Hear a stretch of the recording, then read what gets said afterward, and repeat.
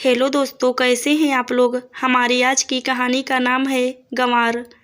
ये देख बड़ी बहू, इसे कहते हैं देना, लेकिन तुम्हारे घर वाले क्या जाने बेटी के ससुराल वालों से कैसे व्यवहार किया जाता है।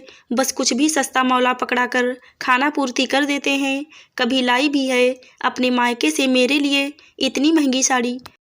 चल मेरे लिए छोड़, खुद के लिए भी कभी नहीं लाई होगी। चल छोड़, अब तुझसे क्या कहना। ये तो हमारे भाग्य अच्छे हैं कि कम से कम मेरी छोटी बहू तो ऊंचे खानदान से आई है।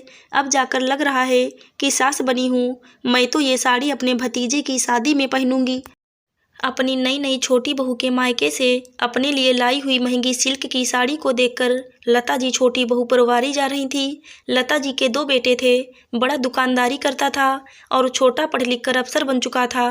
बड़ी बहू रुचि एक मध्यम वर्गीय परिवार से थी।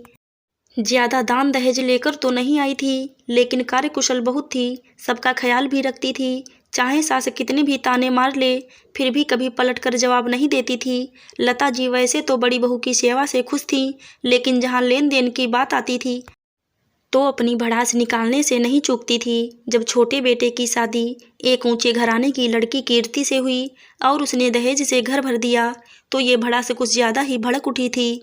जाहिर सी बात है कि अफसर बेटे के लिए भला गरीब घर की लड़की कौन लाना चाहेगा। लता जी की नज़रों में अब छोटी बहू का रुतबा बड़ी बहू की इतने वर्षों की सेवा से कहीं ऊपर हो गया था। रुचि जब मायके से वापस आती तो दो चार साड़ियाँ और थोड़ी सी मिठाइयाँ ही लाती थी। वो भी अपनी सास के आगे रखकर कहती, माँ जी, आपको कोई साड़ी पसंद है तो आप ले लीजिए। लता जी नाक भौं सिकोड़ते हुए सबसे अच्छी साड़ी उठा लेती। आज छोटी बहू की लाई साड़ी देखकर लता जी की आंखें फैल गई थी। इतनी महंगी साड़ी तो उन्होंने शायद ही कभी पहनी थी। कीर्ति भी अपनी सास और जेठानी की बातें सुन रही थी और खुद पर इठला रही थी। जेठानी रुचि का उतरा चेहरा देखकर उसे बहुत आनंद आ रहा था।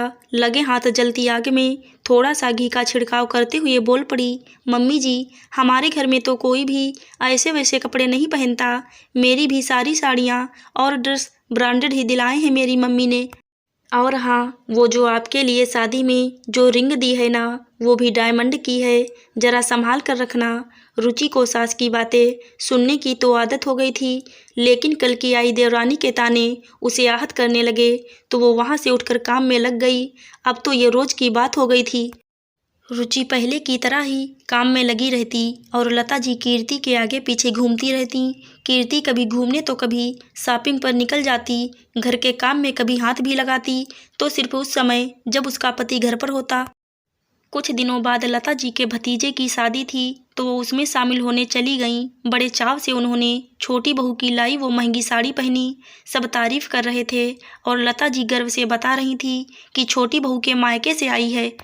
शादी में खाना खाते वक्त लता जी के हाथों से सब्जी की तरी साड़ी पर गिर गई। उन्हें बुरा तो बहुत लगा, लेकिन कहीं दाग ना बैठ जाए, इसलिए उन्होंने जल्दी से साड़ी बदलकर उस साड़ी को धो डाला।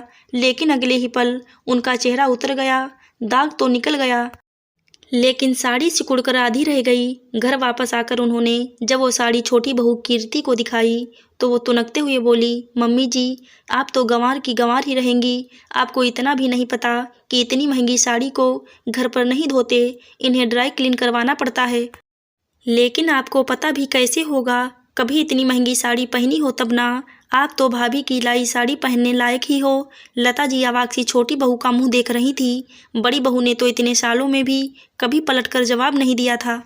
वहीं कीर्ति सिर्फ एक साड़ी के लिए उन्हें इतना जलील कर रही थी। उनकी आंखें छलक उठी थी और स्वाभाविक टुकड़े टुकड़े होकर कलेजे में चुभ रहा था। बड़ी बहू रुचि से सास का ये अपमान सहन नहीं हो रहा था। वो बोल पड़ी, बस कर छोटी, सिर्फ एक साड़ी ही खराब हुई है जो तुमने उन्हें दी थी। इसका मतलब वो उनकी हुई। जरूरी तो नहीं कि सबको सभी तरह के कपड़ों के बारे में जानकारी हो। तुम्हारे घर वालों ने कपड़े भले ही महंगे दिए हों, लेकिन शायद संस्कार देने में कंजूसी कर दी। माँ जी के बेटे भी आज इतने सक्षम हैं कि माँ को इससे भी महंगी साड़ी दिला सकते हैं। रुचि की बात सुनकर लता जी का सीना गर्व से चौड़ा हो गया। आज उन्हें बड़ी बहू के संस्कार छोटी बहू के कीमती उपहारों से ज़्यादा महंगे लग रहे थे। ये सब देखकर कीर्ति को भी अपनी गलती का एहसास हो गया था। उसने भी सासू माँ और अपनी जेठानी से माफ़ी मांगी और उन्होंने भी कीर्ति को माफ़ कर दिया।